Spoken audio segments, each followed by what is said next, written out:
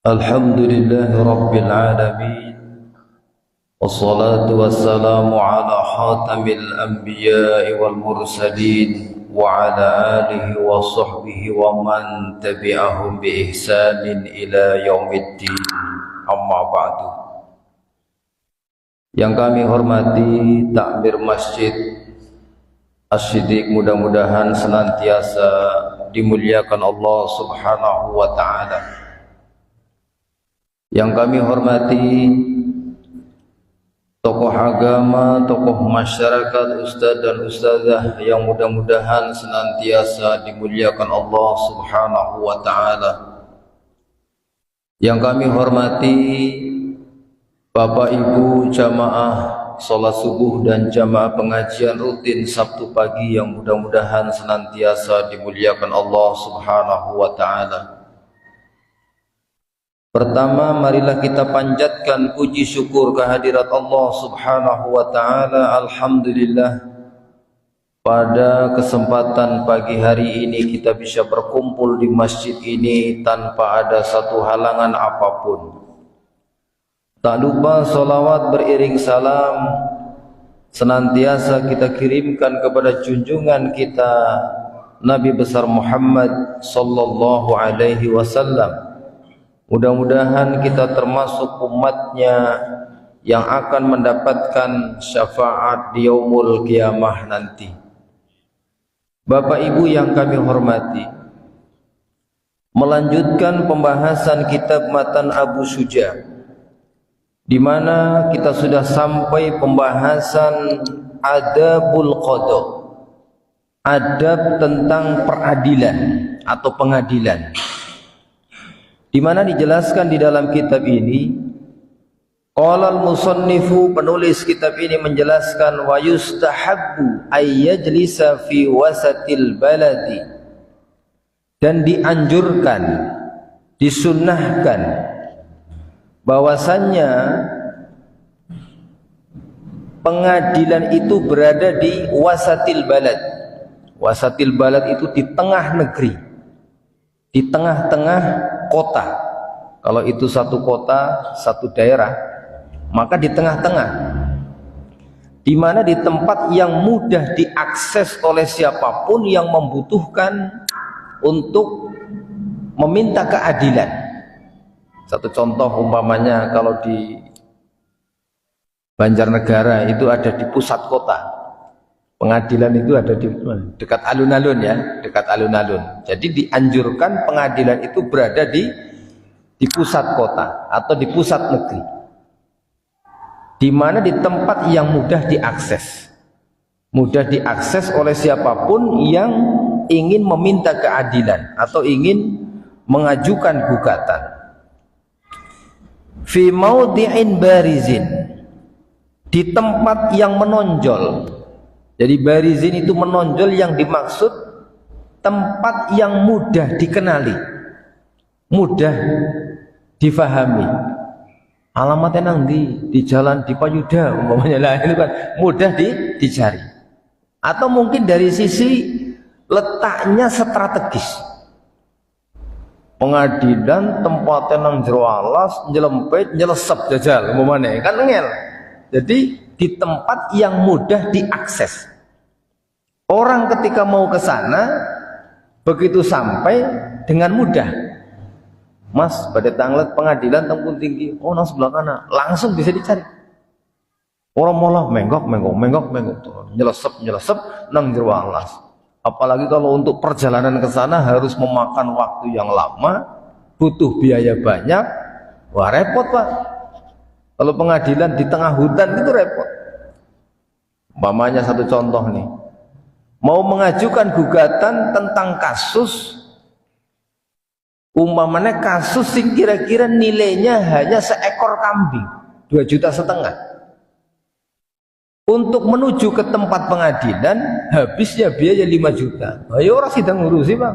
Lah, kelemahan temen ngurusi, bodoh-bodoh menganang ngurusi, malah wong niate paling aset 2,5 juta, malah habisnya lebih dari itu. Jadi pertama, dianjurkan pengadilan itu berada di tengah negeri, di jantung kota, istilahnya begitu. Terus kemudian di tempat yang mudah diakses, mudah dikenali, atau di tempat yang barizin, yang menonjol, artinya mudah untuk dicari orang. Maudhi'in barizin linnasi, jadi mudah untuk diakses manusia, tempat strategis. Bahasa kita itu tempatnya strategis. Wala hijabalahu, dan tidak ada hijab baginya, tidak tertutup, tidak adanya sekat. Kalau dalam keterangan kitab lain dijelaskan tidak perlu ada penjaga, tidak perlu ada penjaga. Tujuannya apa? Supaya ketika orang mau mengajukan pengadilan, mau meminta keadilan, nanti tidak dihalang-halangi siapapun, mau rakyat jelata, mau pejabat, mau orang besar, mau orang kecil, semuanya bisa mengakses keadilan. Maka tidak boleh ada hijab. Lah nek wong cilik umpamane nggih arep pengadilan, wah penjagane wis keton sangar, digisit Pak. Apalagi diketok, "Apa Mas? Urusan apa Mas?" Ya wis urung apa-apa wis minder Pak. Nah, maka tidak boleh ada hijab. Tidak boleh ada dinding pemisah. Tidak boleh adanya pembedaan. Umpamanya yang mengajukan ini orang penting, wah diberikan fasilitas. Tapi kalau orang biasa seolah-olah dipersulit. Ini nggak boleh. Pengadilan harus tidak ada hijab. Wala yaq'udu lil qada'i fil masjid, dan tidak boleh memutuskan, seorang hakim tidak boleh memutuskan perkara di dalam masjid. Betul angsal Pak, pengadilan atau mengadili satu kasus di dalam masjid, di mana nanti di dalam syarahnya dijelaskan tentang kenapa tidak boleh memutuskan pengadilan di dalam masjid, di mana dijelaskan al masjidu makanun mu'addu lil ibadah. Masjid itu tempat yang dipersiapkan untuk ibadah. Fayambaghi siyanatihi minal khusumati, maka tidak seyogyanya masjid itu menjadi tempat terjadinya al khusumat, konflik. Karena biasanya namanya pengadilan itu ketika ada terdakwa, kemudian ada saksi, ada pihak pelapor dan lain sebagainya, biasanya ini rame Pak, rame. Anak sing kadang-kadang nanti malah cekcok, kadang malah nang Indonesia biasanya anak sing ngamuk barang kok. Maka kalau itu terjadi di dalam masjid, maka tidak seyogianya itu terjadi, karena ada adab-adab ketika kita berada dalam masjid. Maka dijelaskan dalam kitab ini, maka seyogianya tidak menjadi tempat, karena tempat masjid ketika untuk mengadili bisa menjadi tempat konflik. Kemudian wallah, kemudian tempat terjadinya keributan, wartifa'il aswat, dan tempat orang meninggikan suara, membaur-baur, marah-marah, bentak-bentak dan lain sebagainya. Fayukrahu dzalika, maka hal itu dijelaskan dalam kitab ini hukumnya dimakruhkan. Maka memutuskan perkara di dalam masjid, dalam sebuah pengadilan, itu hukumnya makruh. Wa yusawwa bainal khasmaini fi salasati asya, dan hendaklah memperlakukan dengan sama, artinya berlaku adil terhadap dua orang yang bertikai. Karena pengadilan itu biasanya memutuskan pertama pelapor, kemudian terdakwa, dua kubu atau dua pihak yang bertikai, atau dua orang yang saling bertikai. Fi salasati mawadi, pada tiga keadaan, tiga posisi, tiga tempat.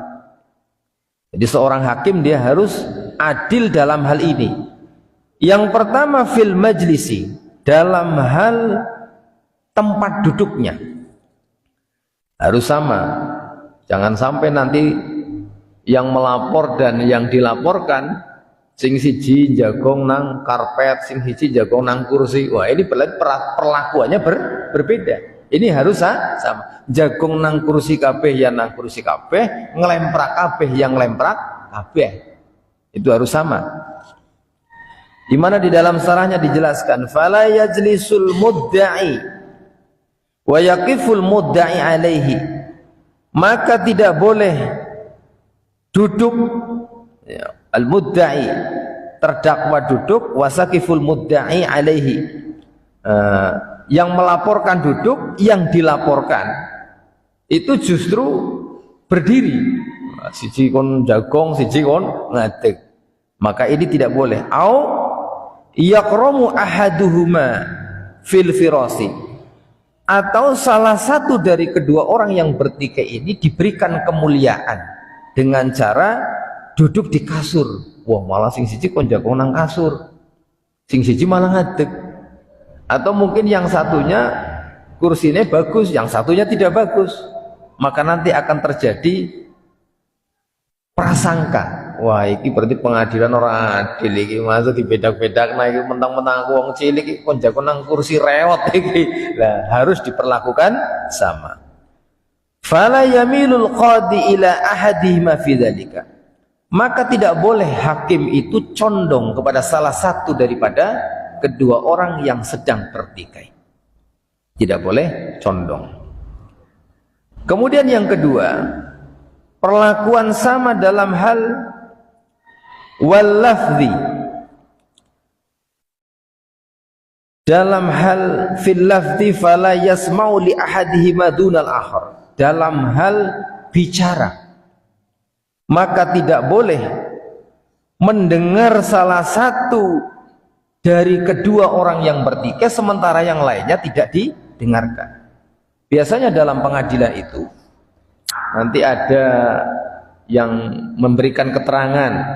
Kalau yang memberikan keterangan yang satu didengarkan, nanti yang satu nggak didengarkan. Ini nggak boleh. Semuanya harus didengarkan. Oh ya, silahkan. Nah, nanti ketika yang satunya lagi, penggugatnya umpamanya, ya monggo silahkan. Semuanya didengarkan. Tidak boleh yang satunya tidak didengarkan, yang satunya didengarkan. Nanti akan timbul perasaan ketidakadilan. Kemudian dijelaskan di dalam kitab ini yang harus sama adalah fil lahzi, dalam hal pandangan.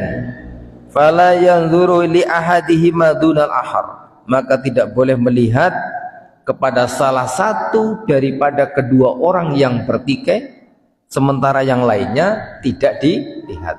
Umpamanya satu contoh, seorang hakim di pengadilan, terdakwanya di sana, kemudian yang mengajukan di sebelah sana. Nah, ini ya kadang-kadang melihat ke sana, kadang-kadang melihat ke sana. Jangan lantas melihat hanya sana saja. Seorang hakim harus bisa adil dalam tiga perkara ini. Pertama, dalam hal tempat duduk, dalam hal bicara, dalam hal pandangan.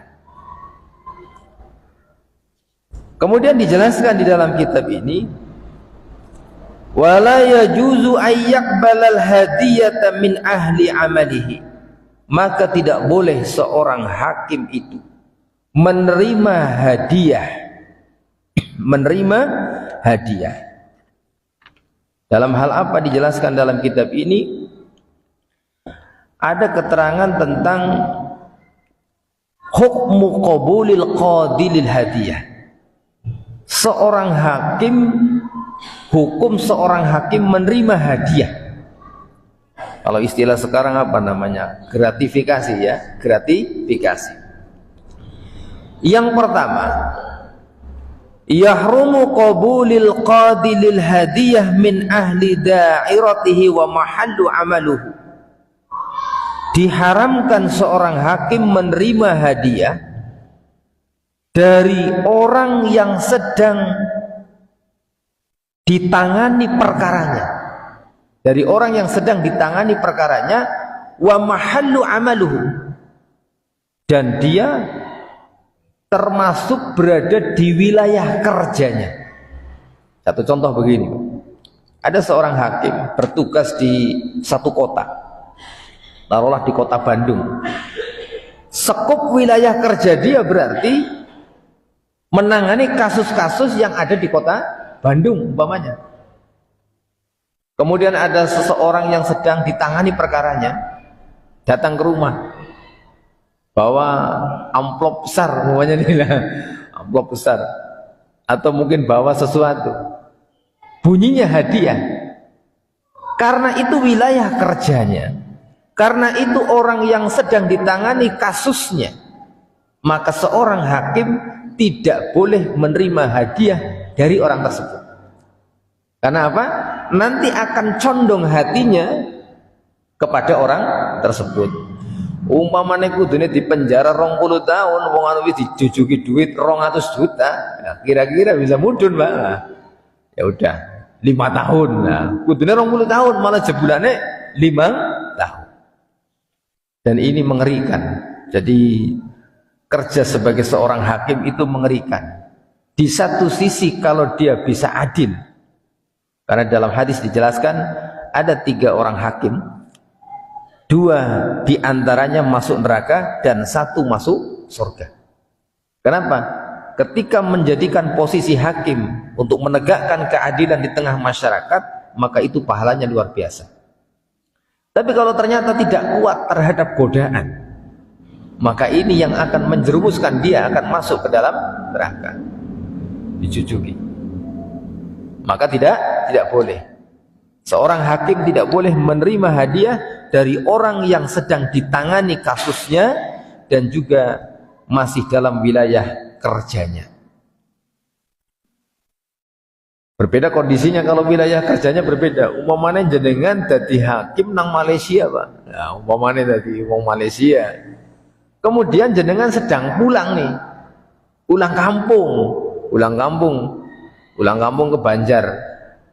Kemudian ada tetangga yang tidak ada kasus apa-apa. Tetangga mungkin namanya orang kampung itu kan, ketika jenengan mau berangkat lagi ke tempat perantauan, ana sing jujuki jajan iki, ana sing gawani gedang, ana sing gawani pete, ana sing gawani jengkol, tapi tidak ada hubungan bahwa yang memberi ini sedang terlibat kasus, sedang ditangani kasusnya, dan sudah di luar wilayah kerjanya, nggak masalah.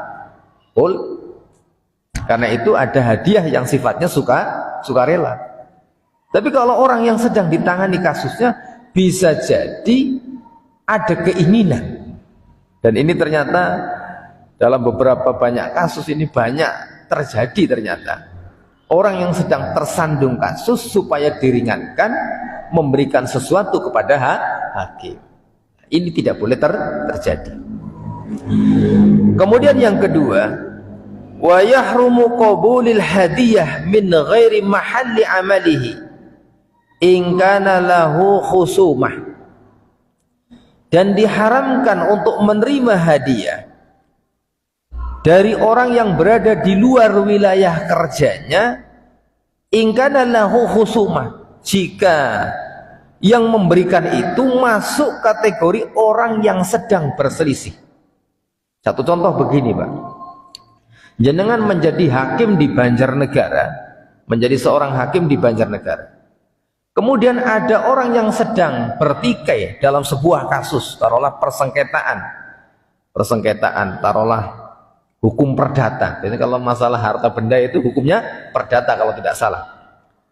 Kemudian salah satu yang bertikai itu tinggalnya di Banyumas.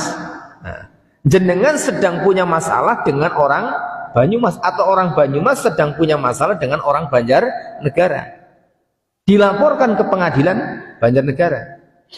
Jenengan wilayah kerjanya kan Banjarnegara, tapi kemudian yang dari Banyumas ini supaya agak licin ini, nah ini memberikan hadiah kepada jenengan, walaupun dia bukan berada di wilayah kerja jenengan, tetapi dia masuk kategori sohibul khusumah, orang yang sedang bertikai, yang sedang diselesaikan kasusnya.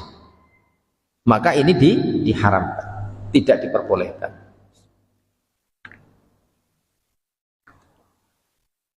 Kemudian selanjutnya dijelaskan di dalam kitab ini, in uhdiya ilaihi min ghairi mahalli amalihi wa laysa lahu khusumah jaza qabulil hadiyah. Jika diberikan hadiah kepada seorang hakim, kepadanya, yang dimaksud kepada seorang hakim, tetapi min ghairi mahalli amalihi, di luar wilayah kerjanya, seperti tadi jenengan bertugas di luar negeri atau jenengan bertugas di luar daerah, jenengan sedang pulang kampung, ada orang yang memberikan hadiah, walaysa lahu khusumah, dan orang tersebut yang memberikan hadiah sedang tidak tersandung kasus, tidak sedang bertikai, tidak sedang ditangani kasusnya, jaza qabulil hadiah, maka hakim ini boleh menerima hadiah. Kenapa?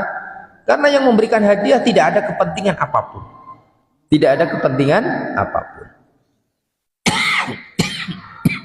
Kemudian ada satu masalah dalam kitab ini dijelaskan, la yajuzu lil qadi ay ya'khudha malan minal khusumi liyahkuma bil haqq. Tidak boleh bagi hakim untuk mengambil harta dari orang yang bertikai untuk liyahkuma bil haqq. Supaya apa? Kenapa tidak boleh mengambil harta ataupun menerima harta dari orang yang sedang bertikai? Supaya lima iliyahkumu bil haqq, supaya dia bisa menetapkan hukum dengan benar, supaya bisa menetapkan hukum dengan benar. Karena kalau seorang hakim sudah bola balik diwehi hadiah, bola balik diwehi hadiah, yang memberikan hadiah orang yang sedang tersandung kasus, yang memberikan hadiah orang yang sedang punya masalah besar dengan pengadilan, maka sulit untuk menetapkan hukum dengan benar. Mungkin harusnya begini menjadi begitu dan lain sebagainya. Maka ini penting, nasihat untuk para hakim dimanapun Anda berada. Maka ini keterangan dalam kitab Matan Abu Suja. Kalau Anda ini camkan betul-betul, insya Allah Anda akan menjadi hakim yang insya Allah dijamin masuk surga. Tapi kalau leda-lede, waduh, tampani KPKP, tampani KPKP, tampani, itu akan menjadi apa? Celah jalan kehancuran. Tidak di dunia, mungkin di akhirat. Kadang-kadang ada yang hancur di dunia, hancur di akhirat. Nauzubillahi min dzalik. Kemudian dijelaskan di dalam kitab ini, yuqaddamul qadil asbaq fil khuduri alal mutaakhir. Seorang hakim mempersilahkan yang datang terlebih dahulu daripada yang terakhir. Satu contoh umpamanya, akan diadakan penanganan kasus di pengadilan dalam sebuah umpamanya kasus apa, yang datang duluan yaitulah yang duduk duluan. Taruhlah otomatis biasanya ya sing teka gisit ya otomatis nang ngarep atau niku Pak, sing teka kiri kok ya nang mburi. Tidak boleh membeda-bedakan. Kalau satu contoh ada dua kubu yang bertikai, kemudian diberikan perlakuan yang berbeda. Begitu sing teka anu kubu sing urung awe hadiah kayaknya, kamu nanti duduknya nanti, kamu di belakang. Begitu sing teka anu kubu sing wis awe hadiah, udah kamu jenengan depan-depan. Nah, nggak boleh. Pokoknya yang datang lebih dulu ya di depan, datang terakhir ya nanti di belakang. Jadi lebih mempersilahkan, mendahulukan yang datang lebih dulu dibandingkan yang terakhir. Fa in jahala ayyuhuma asbaq, maka dalam keterangan dalam kitab ini dijelaskan dalam kitab Al-Imta' bi Syarh Matan Abi Syuja, kalau ternyata hakim tidak tahu mana yang datang lebih dulu, umpamanya ketika terjadi kabeh kepengin jagong nang ngarep Pak, kabeh kepengin jagong nang ngarep, sementara itu ada dua kubu atau dua orang yang bertikai, tapi hakim nggak tahu ini, nyong sing teka gisit, kabeh ngaku kayak gue, maka dijelaskan aqra'a bainahuma, maka dilakukan undian. diundi di antara kedua orang tersebut yang bertikai, diundi. Nanti mana yang keluar nomor satu, berarti nanti yang maju duluan atau duduk di depan. Illal musafiru, kecuali kalau itu orang musafir yang memang tempatnya jauh. Taruhlah ternyata musafir semua nih, yang dimaksud musafir itu umpamanya satu contoh nih, pengadilannya di Banjarnegara. Ini orang yang terlibat kasus salah satunya orang dari luar kota. Orang luar kota ini yang masuk dianggap musafir.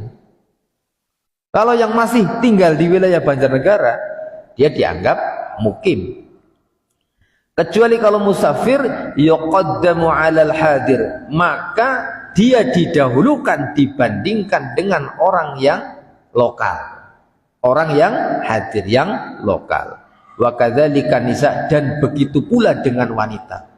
Dua orang yang tersandung kasus, yang bertikai salah satunya wanita, wanita diberikan atau didahulukan. Kalau kita pikirkan ini, kita renungi begitu indah hukum Islam ini yang sudah disusun oleh para ulama. Tidak seperti yang terjadi pokoknya kadang-kadang dising menangan pokoknya nang Arab kan kata niku. Nah, ini berbeda kondisinya dengan yang mungkin kita saksikan. Kemudian selanjutnya, la yahdurul qadi walimatu ahadul mutakhasimaini halatil khusumah. Tidak boleh seorang hakim itu menghadiri walimah dari salah satu dua orang yang sedang bertikai, halatil khusumah, ketika pertikaian itu belum selesai, kasus pengadilan belum selesai, au walimatuhuma, ataupun walimah keduanya.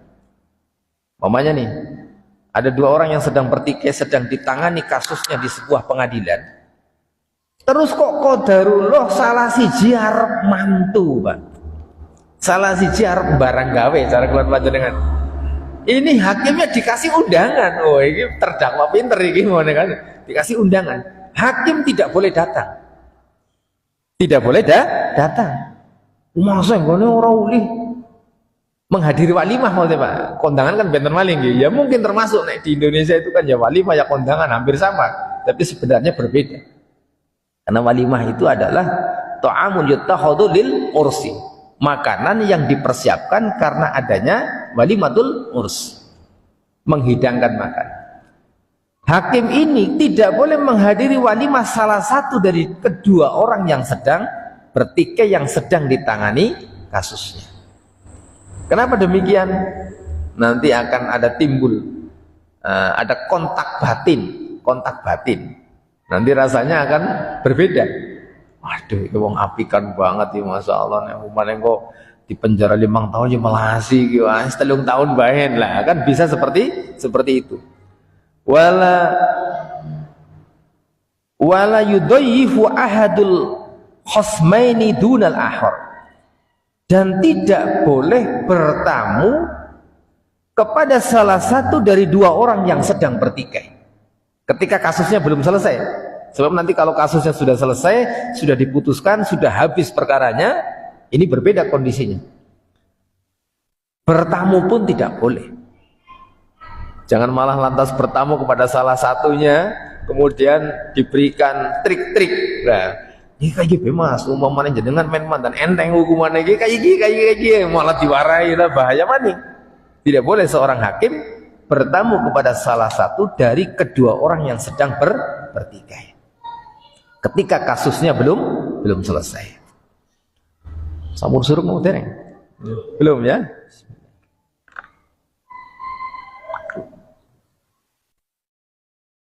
Kemudian selanjutnya, mayukrahu lil qadi, apa yang dimakruhkan bagi seorang hakim. Qala al-musannifu, penulis kitab ini menjelaskan, wa yajtanibul qada fi asrati mawadi, dan seorang hakim ketika memutuskan perkara tidak boleh memutuskan perkara pada 10 keadaan, pada 10 kondisi. Yang pertama indal ghadab, ketika sedang marah. Jadi hakim itu ternyata nek arep memutuskan perkara itu harus ditenangkan dulu. Lah nek sing wong temperamen, darah tinggi lah itu kan kudu diturunkan dulu tensinya. Enggak boleh ketika sedang marah. Di mana dijelaskan dalam kitab ini Nabi SAW bersabda, la yahkumu ahadum baina snaini wa huwa ghadabani. Janganlah salah satu memutuskan perkara di antara kedua orang ketika dia dalam kondisi marah. Jadi nek agi kesuh, agi marah tidak boleh memutuskan perkara. Ketok palu ini pas agi kesuh, Pak. Wah, itu kan jane kudune di penjara mung 5 tahun sebab anu lagi kesuh. Wah, keting aku 10 tahun. Nah, bisa seperti itu. Jadi tidak bisa berpikir dengan jernih. Kemudian ada faedah di dalam kitab ini, al-ghadabu syadid alladhi yakhrujul qadi an halatil istiqamah fa yahrumu alaihi al-qada fi hadhihi al-halah. Jadi kemarahan yang memuncak, kemarahan yang sangat, yang mengeluarkan hakim tadi dari kondisi istiqomah, berpikiran dingin, tenang. Kalau sudah marah, marahnya sangat, maka dia sudah buyar. Bisa jadi nanti memutuskan perkara akan memberatkan kepada salah satunya. Kemudian yang kedua, indal ju' atau wal ju', ketika sedang lapar sekali. Ketika sedang lapar, berarti hakim nek arep mengadili madang gisit, Pak. Lagi puasa lah kondisinya tentu berbeda kalau sedang berpuasa ya. Wong lagi puasa kabeh sih lagi ngelih gitu. Tapi artinya dalam kondisi normal dia sedang sangat lapar, itu hendaklah jangan memutuskan perkara. Dijelaskan dalam kitab ini, wa yukrahu inda syib'i alladhi yusibu sahibuhu bil khumuli wal kasali. Ada faedah. Dimakruhkan ketika sedang terlalu kenyang. Jadi ngelih ya ora kena, kewaregen juga ora kena, Pak. Lagi kewaregen mana niki? Sedang sangat kenyang nih. Kenapa? Alladzi yusibu sahibu bil khumuli, bisa menyebabkan orang tadi menjadi lesu. Kemudian wal kasali, malas. Wong hakim madange kewaregen, arep memutuskan perkara. Rasanya ngantuk, Pak. Wis aras-arasen. Akhirnya kepriwe carane men cepet rampung, ndang ketok palu. Akhirnya memberatkan salah satu pihak. Pertama sedang sangat marah, kemudian sedang sangat lapar, kemudian juga kekenyangan. Ngindal atsi, ketika sedang haus. Di mana dijelaskan dalam kitab ini, yang dimaksud adalah atsyis syadid, haus yang sangat. Kalau hanya haus biasa nggak masalah, tapi haus yang sangat. Nginda siddati syahwat, ketika sedang syahwatnya memuncak, baik syahwat ilan nikahi, untuk menikah, au il al jima'i, atau keinginan untuk melakukan jima. Ini juga tidak boleh memutuskan perkara. Ngindal farakhul mufrid, ketika sedang sangat gembira, hakim lagi senenge pol, bombonge pol, gitu, Pak. Nah ini kan yang tahu hakim itu sendiri, Pak. Yang lainnya mungkin bisa jadi nggak tahu. Tidak boleh untuk memutuskan perkara di dalam Islam. Kalau praktek di negara kita nggak tahu, wallahu alam. Tapi dalam hukum fikih dijelaskan dalam kitab Matan Abu Suja ini, orang sedang sangat gembira tidak boleh memutuskan perkara bagi hakim. Wong lagi seneng, lagi bombong, baru ini proyek gede gol iki, Pak. Qadarullah kon memutuskan perkara, kudune di penjara, malah Anda bebas. Ayo gue, Pak. Lah kan bahaya. Sebab lagi seneng banget. Lah nek seneng biasa gimana? Enggak masalah. Yang dimaksud adalah al-farakhul mufrid, senang yang sangat. Kemudian ngindal husni syadid, ketika sedang sedih sekali. Ketika sedang sedih, lagi sedih banget, langsa banget, mungkin habis ditinggal salah satu keluarganya, habis ditinggal orang tuanya, sedang sangat sedih, maka tidak boleh.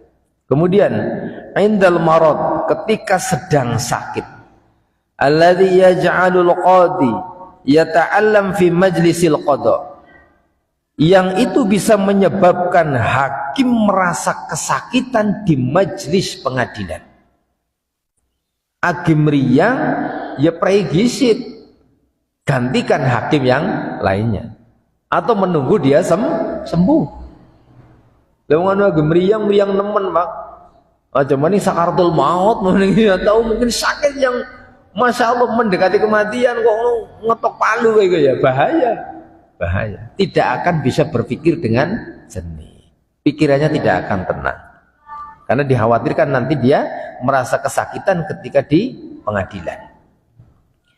Kemudian minda mudafa'atul ahbasaini, ketika menahan buang air kecil atau buang air besar, agi kebelet pipis, agi kebelet tidak boleh memutuskan perkara. Kalau dia mau memutuskan perkara, ke belakang dulu, dilepaskan dulu. Jadi yang dilarang untuk menahan dua ini, yang hukumnya kalau dalam sholat itu makruh. Tidak hanya ketika sholat saja. Kalau sholat kita kok ternyata kok kebelet ditahan, itu hukumnya makruh. Tapi seorang hakim justru tidak boleh memutuskan perkara ketika sedang mudafa'atul ahbasain, menahan dua buang air itu, buang air besar dan buang air kecil, al-baul wal ghaid, au ahadihima, atau menahan salah satunya. Bisa jadi loro-loro nih Pak, ya kebelet pipis ya kebelet gitu ya, nah, atau salah satunya. Dijelaskan dalam kitab ini, wa kadzalikal hukmu liqarahati 'inda mudafa'atur rih. Ini keterangan dalam kitab Al-Imta bi syarhi matan Abi Syuja. Dijelaskan, dan demikian pula hukumnya ketika menahan buang angin. Kepengin ngentut bae Pak, hakim arep memutuskan perkara nggak boleh kepengin ngentut loh Pak, karena tetap nggak konsentrasi. Hakim arep memutuskan perkara kleset nahan rim ya, arep dibuang nang kono mbok ya meledak mau pada kaget kabeh. Nah, nggak boleh. Jadi ke belakang dulu, dibuang dulu. Tidak boleh memutuskan perkara ketika sedang dalam keadaan menahan angin. Kemudian wa inda nu'as, ketika sedang mengantuk sekali, al-ghalib alaihil muaddi ila naumi, yang ngantuknya itu sudah menguasainya, yang bisa menyebabkan dia kepada tertidur. Wis ngantuk banget, ya udah bahaya. Paling botennya, maaf sebentar ya, saya tak ngeliap sedela. Nah kan kata niku, sudah ngeliap baru. Lah ngono ngantuk aja tar kok memutuskan hukum. Bisa jadi nanti keputusannya tidak sesuai dengan yang diharapkan. Maka dijelaskan dalam kitab ini pula, nginda siddatil harri wal baradi, ketika sangat panas, ketika sangat dingin, ketika sedang sangat panas atau sangat dingin. Makanya kondisi pengadilan itu diusahakan temperatur udaranya stabil Pak. Ya mungkin anak Indonesia sih malah nggak AC kabeh kayak gitu ya, mungkin ya pakai AC. Tapi kalau toh tidak pakai AC, paling tidak kondisinya stabil. Ini anak pengadilan rapat cipet, bolongan bolongan udara nih, ventilasinya cilik-cilik, anginnya ora lancar, nang jerong legep, urung apa-apa hakim wis gembrobyos. Wah bahaya Bro. Bahaya. Jadi ketika sedang sangat panas, sangat dingin tidak boleh. Atau bisa jadi cuacanya seperti sekarang ini kondisinya kan, nek awan-awan ya, Panasnya Masya Allah luar biasa ini ya, apa nikmat apa cobaan wallahu alam, tapi yang jelas panas ya. Kipasnya diuripna masuk angin gitu ya, orang diuripna kipasnya juga panas gitu ya, ketika sedang sangat panas atau sangat dingin. Maka usahakan pengadilan itu temperatur udaranya itu stabil. Kemudian ada faidah dalam kitab ini, yukrahu aidul qada 'indal khauf wat ta'ab syadid. Dimakruhkan juga memutuskan perkara ketika sedang ada perasaan takut, capek yang sangat. Takut dan capek yang sangat. Makanya seorang hakim itu tidak boleh diintimidasi. Karena bisa jadi dalam satu kasus, bisa jadi hakim itu diintimidasi. Awas engko nganti nyong di penjara, awas rikana. Wis kaya ngono wis bahaya, Pak. Hakim itu harus independen. Tidak boleh sedang dalam keadaan takut memutuskan perkara, tidak boleh pula dalam keadaan dia sedang capek yang sangat. Kemudian yukrahu lil qadil qada fi kulli hal yataghayyaru fiha khuluquhu wa kamalu aqluhu. Dimakruhkan bagi seorang hakim ketika memutuskan perkara dalam semua keadaan yang itu bisa merubah. Fi kulli hal, dalam semua keadaan, semua kondisi yang berubah akhlaknya dan kesempurnaan akalnya. Seorang hakim ketika dia akhlaknya berubah atau akalnya berubah, hakim agi oleng, ngertos oleng nggih? Ya. Apa ya? Oleng niku ya bahasa gampangane iku apa itu? Sentet lah. Hakim oleng, nggak boleh memutuskan perkara. Dan dalam kitab ini hanya dijelaskan hukumnya makruh. Tidak sampai gila, Pak. Ini wis gemblung wis jelas ora kena, Pak. Tapi hanya berubah akalnya. Mandan oleng. Mungkin terlalu banyak masalah.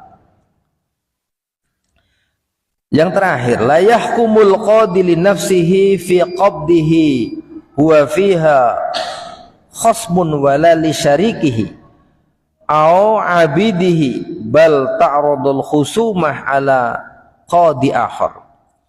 Tidak diperbolehkan seorang hakim itu memutuskan perkara untuk perkara dirinya sendiri. Yang punya kasus dia, yang memutuskan dia. Umpamanya dia bertikai dengan orang lain, masuk ke pengadilan laporan, ini kasusnya dia tidak boleh yang memutuskan sendiri, tidak boleh menangani kasus tersebut. Lalu bagaimana?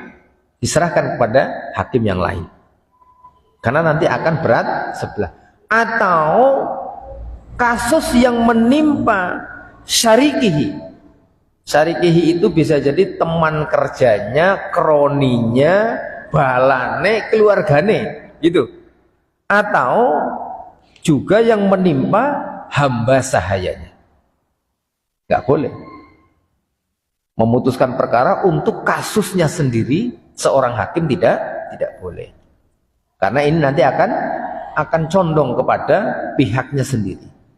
Bapak Ibu yang kami hormati, mungkin ini yang bisa kita pelajari pada pertemuan kali ini. Barangkali ada masukan atau pertanyaan sebelum saya tutup. Monggo mbok pilih onten.